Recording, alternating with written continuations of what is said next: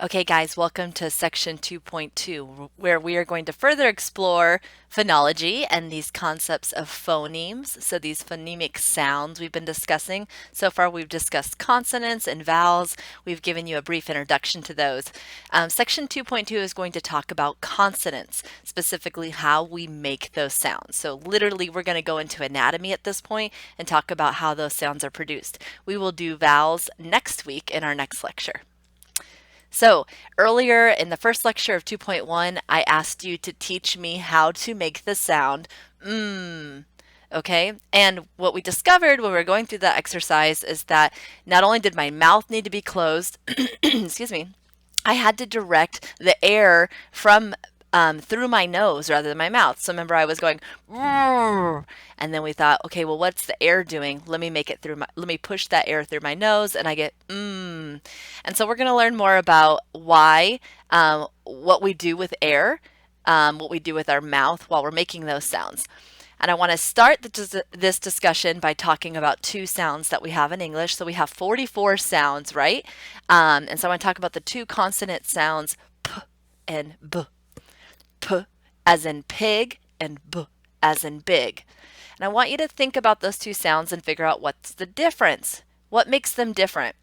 So first, again, with me, I want you to do these sounds with me. Hopefully you're not in a public setting because you need to try. Okay, this is how you learn these things. I want you to make the P sound, so the phonemic P, P, as in the word pig.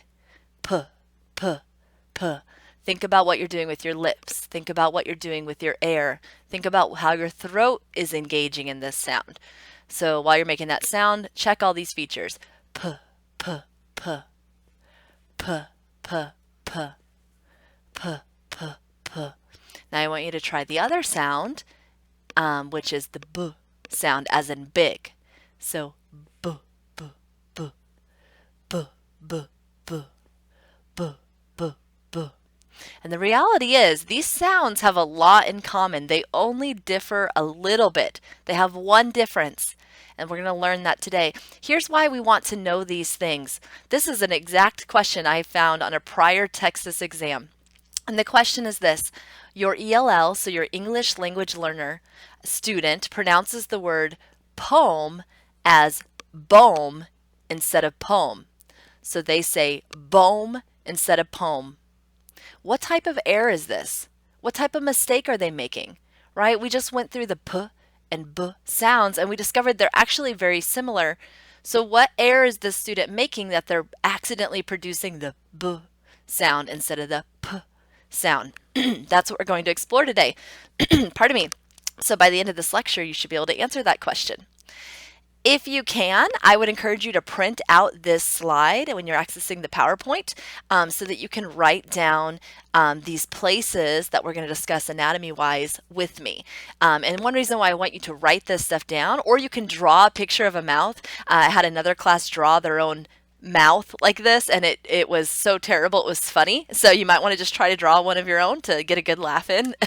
But if you're going to learn a lot of new terminology. That's one of the biggest feedback pieces that I get about this class, is how much terminology there is, and we can't take it out. There's no way to avoid it. That's part of learning a new discipline. Part of one way that we can try to learn this stuff is that you guys are practicing using the words. So if you have access to this mouth map or can draw your own, I want you to write these places down as we're learning them so you can start practicing, doing best practices to hopefully remember the terminology. So we'll go through each of these items where there's a line, and I'll tell you what to write when we get to that feature. When we talk about consonants, so again, we're not focusing on vowels right now, we're focusing on consonants. So it was the top two half of those columns in your English IPA chart. We have to describe these sounds through three functions. We do three different things that help us produce these 30 sounds in English, right? 30 consonant sounds. There are 44 sounds in English, but 30 of them are consonants. And they differ by they have three different ways that they can differ. So the first is voicing, which is what we're going to do with our throat. That's going to be the first one we cover in this lecture. Voicing has to do with your vocal cords. Then there's place of articulation, where the air is constricted. So what am I pushing my lips together? and pushing that air through my nose? Or am I opening my lips and doing something with my tongue? These are all little things we do. We change the place in our mouth and basically the form of our mouth, okay, to maneuver that air. So the last thing we'll talk about after that is manner of articulation, which is what we're allowing the air to do. We're going to go through each of these. But what I want to stress here, especially before you take the quiz, is that if you were a linguist and you were going to talk about the way the Southern English dialect works and you wanted to talk about phonology and you wanted to describe the sounds you hear, you would describe these consonant sounds basically using this formula. If you wanted to pick apart the way that Southerners throw that R around, right? Like reading. If you wanted to describe that R sound, you would first describe the voicing, then you would describe the place of articulation, then the manner of articulation. So if you see a quiz question that's saying, hey, describe the articulation for this consonant, order of how you're describing it is important. First, you want to describe the voicing, the place, and the manner. So just letting you know there. When we talk about voicing, we've already kind of discussed this last week when we talked about the S and Z, how there was a difference between those two sounds, how in English we give an S, either a S or a Z sound. And the difference between those two sounds is voicing. And again, that has to do with your throat, right? So go ahead and make the S sound and touch your throat while you're doing it. S. Now switch to the Z and still touch your throat, and you can tell that the only difference, you didn't change your tongue, you didn't open or close your lips anymore. The only difference is what you're doing in your throat, the voicing that you're giving that Z sound. Some consonants are voiced, not all of them are. That's why we have to describe the voicing, because some are voiced like the Z and some are not, like the S. Or another example would be the as in hello. That sound, if you make that H, that's a phoneme that looks like an H, that sound, then you realize, man, my throat is not engaged in that. Again, we're going to talk about vowels next week, but all vowels are voiced. So if I walked you through these vowel sounds, let me just give you a few, repeat them with me, and touch your throat. You're going to hear that all of them are voiced like the Z. So we've got E, I, I, ow. All of them are voiced. Okay, let's start with our map here. Our map, the map of our mouth. Okay, so that word works. The first thing we want to draw attention to when we're talking about voicing is our throat, and we're specifically talking about these vocal folds. Our vocal cords, that's probably a term you're all familiar with, our vocal cords, and this area called the glottis. So if you've got your map in front of you, those are the words you want to write pointing down into the throat area, glottis and vocal folds. And let's talk about what those are doing to create that vibration in your throat. You do not need to write this down on your map, on your mouth, but if you were curious and you were looking down into someone's throat, this is the viewpoint that you're going to see. So you got the front of the throat, which is that Adam's apple area, and you can see two arrows pointing to the vocal folds. And you can see in the middle is your glottis, which is basically that space, your esophagus space, right? And those vocal folds are really what we're interested in when we're talking about voicing. So again, that zzz, what's happening with my throat there? When sounds are voiced like the zzz, those vocal folds tighten. They tighten and your glottis, so let's call it your esophagus, right? That area closes and vibration occurs. So again, make that zzz. When you're doing that, those vocal folds are tightening and that throat space is closing just a little bit. Obviously not a ton because you can still breathe, right? When sounds are voiceless, so let's talk about the S, like the S again. S, the vocal folds relax. That glottis is open and air is passing through without causing the vibration. So make the S sound and then now switch to the Z, Z. There's a tightening going on there. The most obvious one when you talk about voiceless is make that H sound. You can feel it. That windpipe is open. There's not some tension going on in there. So that would be a voiceless sound. Random factoid for you. When you're trying to whisper to somebody, you are always partially closing that glottis area. So if you say your name down here, you can feel that everything you're saying is vibrating, right? That's how we produce that whisper sound, just so you know. This chart is in your book. This chart is going to help you with these quiz questions for absolutely. If you can learn to read it, it can be confusing at first. What we just covered was this concept of voiceless and voiced, calling it voicing. This is the category of voicing. And at the bottom there, I've circled for you how to distinguish in this chart which sounds are voiceless, meaning my throat is open, I'm not vibrating those vocal folds, and which sounds are voiced, meaning that throat, that glottis area is a little more constricted, and I'm using those vocal fold muscles. Okay, so let's read this chart. If it's in a gray area, that means it's saying it is a voiceless sound. Repeat these sounds with me. I'm going to read the sounds to you, speak the sounds to you that are in the gray area. So repeat with me. P, p. Also hold your throat while you're doing this so you can feel the voicelessness, right? P, p. F, th, s, t, sh, ch, k. And then we have that one glottal one that looks like a question mark. That's so hard to, I can't produce it in isolation. But what I just read to you were those sounds on this chart in the voiceless sounds. Now let's switch over and do the voiced ones, the ones that are in the white columns, okay? And now keep your hand on your throat and feel the difference. B, m, w, v, z, z, d, n, I think you're getting the picture. I haven't even finished, but you can feel that difference, right? So that is voicing. That is sometimes the basic difference between the difference between two sounds. So take our s again and our z. The only difference between those two sounds is the voicing. What's not different is the place of our mouth. What's not different is what we're doing with the air. Those are the two other features we're going to look at in the rest of this presentation. The only difference between those two sounds are the s and z.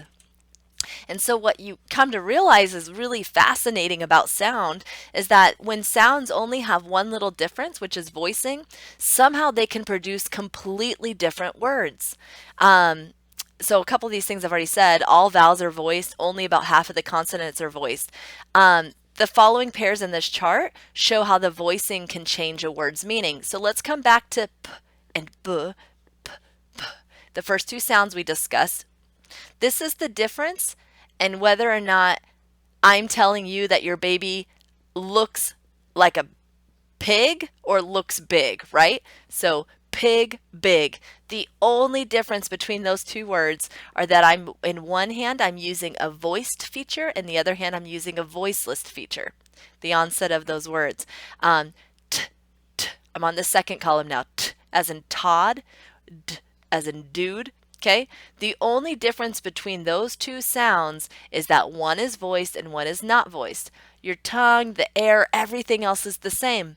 But this little difference can create the word teen or dean. And somehow you, as a hearer, are able to tell that I've made this subtle phonetic change, that I'm voicing one of those tiny sounds. So you hear a whole different word. It's super amazing. You can continue to look at those if you'd like. On this next slide here, though, I have for you just a practice. So again, if you have the time, please pause this. And I want you to think about these sounds right here without using your book. Do you think that these sounds are voiced or voiceless? Now, if you need to use your IPA chart to remember what some of these symbols are, that's okay. You're still learning them.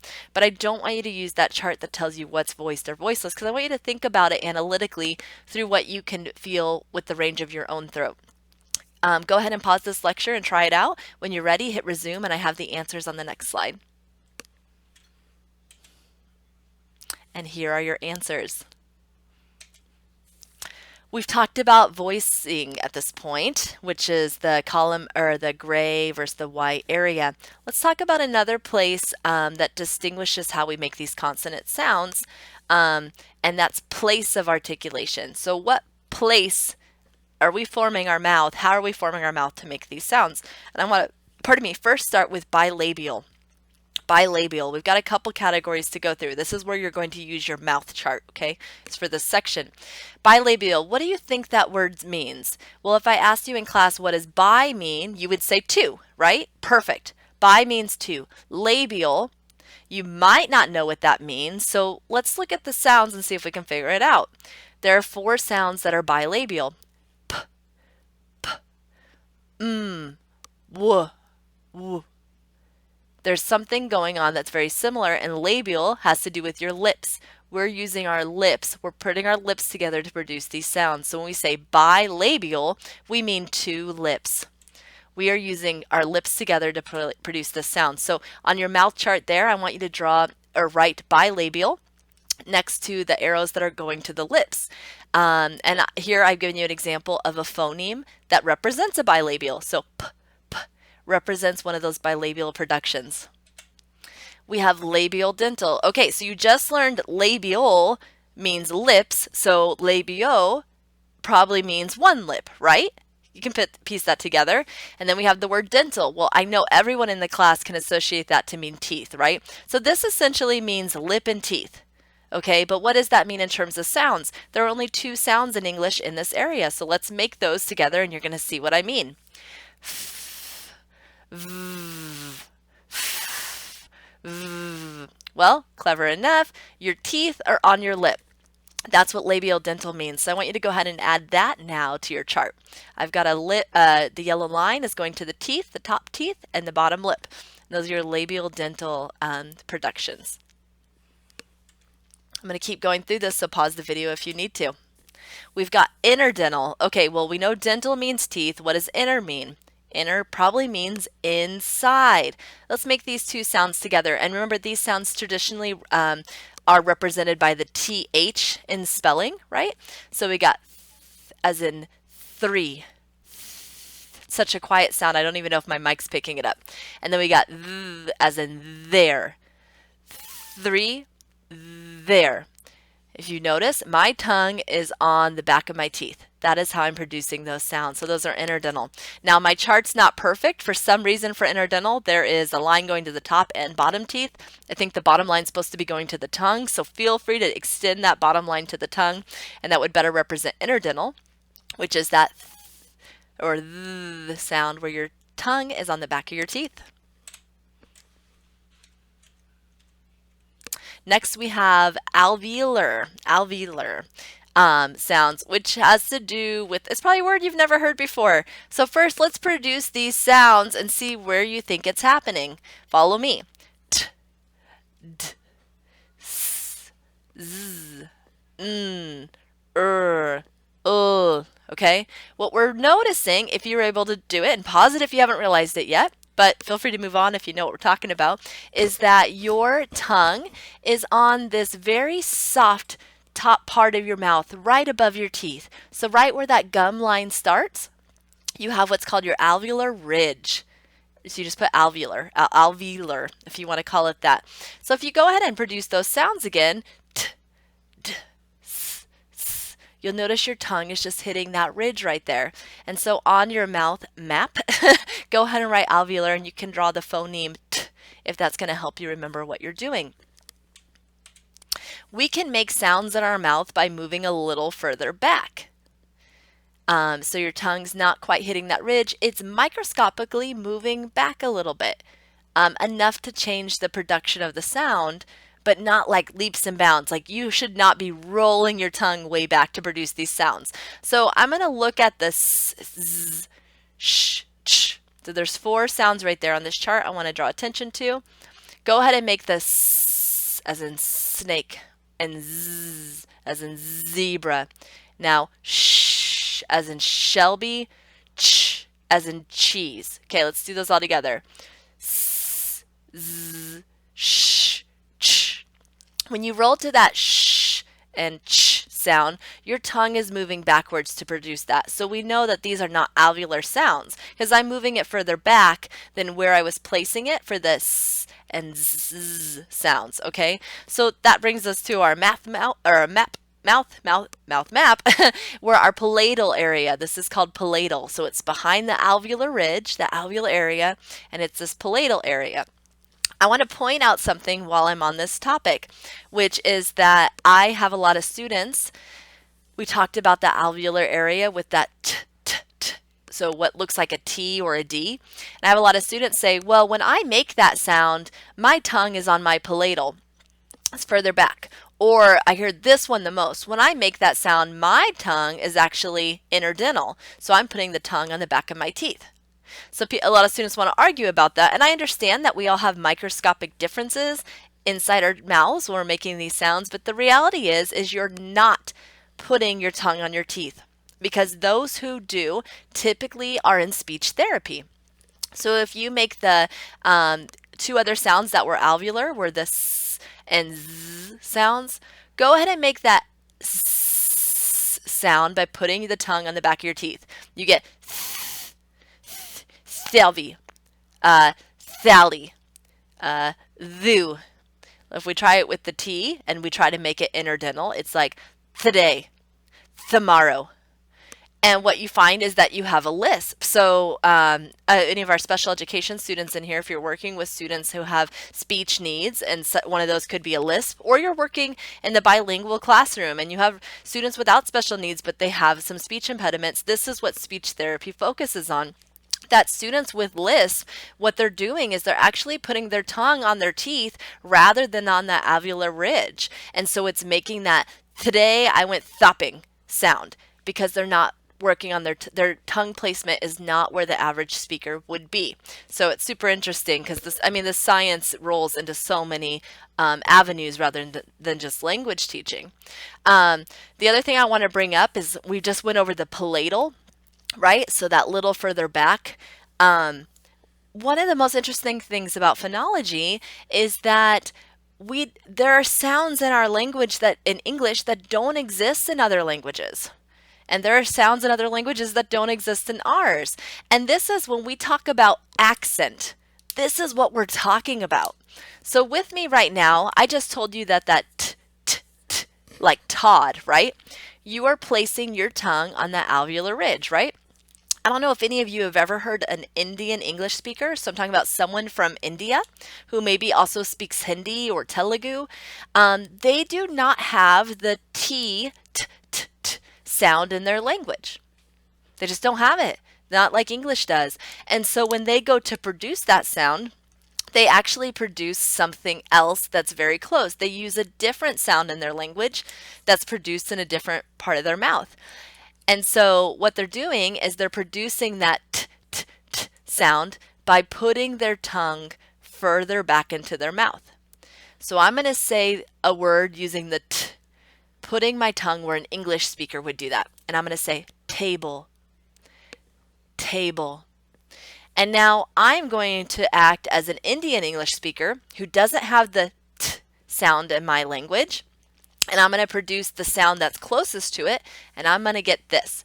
Tabor, tabor, tabor.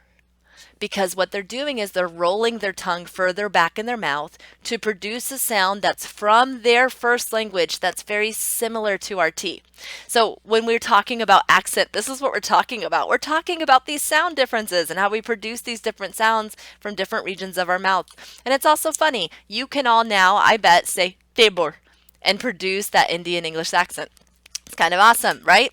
Let's move on to our last two categories regarding place of articulation, which is the velar. And this is further back. This is that soft palate in the back of your throat, and you can feel it by making these sounds. K, g, and ng, right? That tongue is hitting that top soft back part of your mouth. So on your chart, you can write velar, and then you can do that k phoneme, if that's going to help you remember it. Our final category was glottal, and we just have two sounds in English that are from this region. When we talked about those German sounds, we didn't like the German or Russian language. We were talking about sounds that are predominantly produced back here in this glottal area. So one of the sounds English speakers can make is like that H sound, right? We just talked about voicing and unvoiced. What's the difference between in that German sound we don't like, which is feel your throat.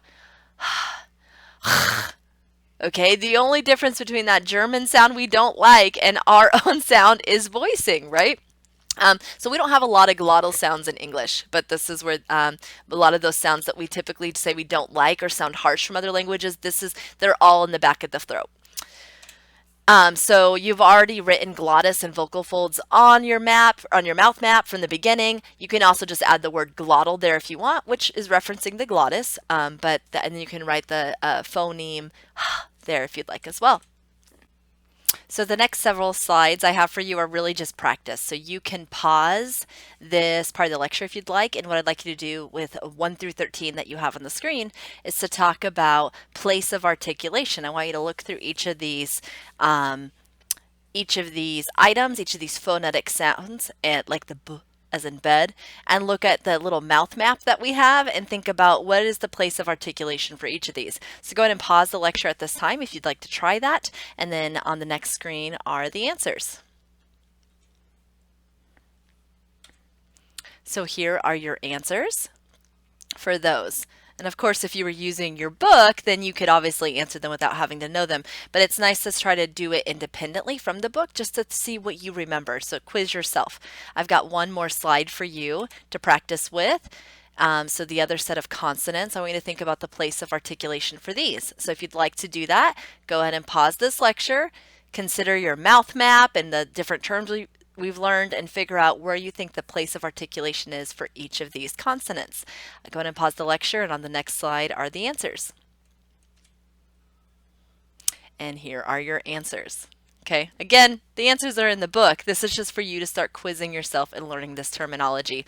We're going to move to our last feature of consonant sounds. We've talked about voicing. That's the throat thing, right? Am I engaging my throat or am I not? We've talked about place of articulation. What am I doing with my lips or my tongue or none of those things and I'm closing all of it? We've talked about that. Now we have to talk about the last feature, which basically has to do with what we let air do. Okay, so for this one, it's probably going to be important for you to start feeling the air come out of your mouth when you're making these sounds. That's going to let you know what you're doing. We're going to go through this category on the left, and I'm just going to explain these to you. So you just need to listen and try. Try these at home. We're going to first start with the top category, which is a stop. So what do you think we're doing with air when it's called a stop? Well, we're stopping air. At some point, we're stopping the air and then releasing it to produce these sounds. So let's try that with those phonemes that we produce as stops. We're going to start from the left with p, p, b, b, t, t, d, d, k, k, g, g. Okay, so you literally are building up that air and then you're releasing it to produce that sound. The next category down are fricatives. Fricatives are where you picture like a balloon and you're just slowly letting air out of it. That is a fricative. So think about these sounds and how you're just slowly letting air escape. Okay, let's try them together. F, z, v, v, s, z, sh, ch. Okay, so if I ask you to hold that F looking phoneme, right? The f for fish. Hold it as long as you can. You could probably hold it for a long time. But go back up to the top row and with that B looking phoneme, hold that sound for a long time. You can't, okay? And that's the point. It's because the air is different. We go down to our third category, which are those affricates. And they are a combo. They are a combo of a stop and a fricative, okay? So we get sounds like ch, ch, ch, as in cheese, or sh, sh, sh. I'm sorry, no, that's not right. Ch, ch, ch, as in cheese, or j, j, as in judge. Okay, they start with a stop, a little build up, and then we release that air, but we're able to hold it for ch, ch, for a long time. That's an affricate. A blend between a stop and a fricative. We'll go down to our nasals, right? And this is when we talked about the beginning of the lecture. How are you going to teach me to make that sound? Well, air is going through my nose, right? So our three nasals are and ng. Okay, that air is coming out through our nose. It's not like we're forcing it through our nostrils at like extreme high rates, but we're directing that air up through our nasal cavity. We have glides, which are w and j. I'm sorry, I made that mistake with the J phoneme. So listen to me again. W and y. Y as in yellow. Even though the phoneme looks like the letter J, don't fall for it. It doesn't represent the J sound. Okay, so our glides again are W and Y. And we call these glides because when we look at phonemes for vowels next week, we produce these similar to how we produce vowels. Basically, the air is moving through our mouth the same way it would with a vowel. And so we'll come back to those, but just know that we call that a glide. When the air is gliding out through our mouth, there's no closing of the lips or any real restriction on the air. The last category are liquids, and we have two in English, which are like red, and like, okay? And what's happening there is the air is going around your tongue, okay? That's where the air is flowing. So that's literally how we describe air in English. Your book has a great, on page 71, table 3, has a great breakdown of which phonetic sounds go with which type of airflow. I want you to recall, though, one of the first sounds we mentioned in our lecture, just this last one, 2.1. We talked about IPA, and we had this round symbol with that dot in the middle, and that was what we called a kissy sound. How some languages have that. Go ahead and make that sound and think about what's happening with air in that sound. You're sucking it in. And we don't have a sound in English where we suck in air. Think about what we do with air. Look at the screen here and those different 6 different ways we use air. We don't have a sound in our language where we're sucking it in. So I thought that was kind of interesting. To sum this all up, we've been describing how we form consonants, and we first described it by voicing. Are we using our vocal folds or not? We described it by place. What place in my mouth am I forming or molding to give that consonant sound? And then what am I doing with the air, which is what we call manner. So voicing plus place plus manner. Let's wrap this up with this slide. On the following slides, after these 2 slides, I got 2 more slides, apologies. I have basically a bunch of practice exercises. So if you want to go to the PowerPoint, you can go to those slides and you can see a couple practice exercises, and then the next slide are the answers. So you've got like 6 slides that give you some practice if you'd like it. But we started this lecture off by discussing p and b. And I asked you, what's the difference? And the reality is there's a lot similar between these words. So what's the difference, right? We posed the question from the Texas exams. Again, this is a question I've seen on prior exams. Your ELL student pronounces the word poem as boom instead of poem, okay? So there's an air here. And what is the air? What is the air? We just talked about what makes these sounds similar and different, so what is the air? And if on your Texas exams you're given the options of A, place of articulation, B, manner of articulation, or C, voicing, you need to be able to deduce what is the difference.